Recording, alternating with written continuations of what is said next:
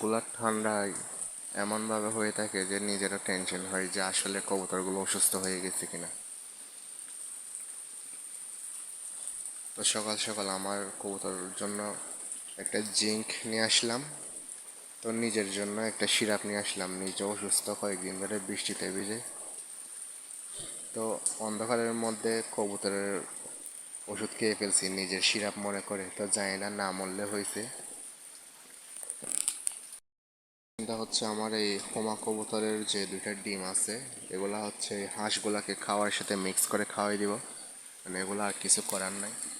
হোমা কবুতরটা এই যে ভিতরে আছে। আর আমার এই পেয়ারটা আজকে কেনা হয়েছে অনেক দিন আগে। এটা হোমা কবুতরের অনেক আগে কেনা হয়েছে, কিন্তু এখনো ডিম দিচ্ছে না। নর যথেষ্ট পরিমাণ গরম, কিন্তু মাদিটা স্যাঁচড়া টাইপের, এখনো ডিমও দিচ্ছে না। আর আমার এই নটটা হচ্ছে এখন বিধবা হয়ে গেছে, এর জোড়া চলে গেছে। এ এখন দুঃখে দান্দায় জীবন কাটাচ্ছে।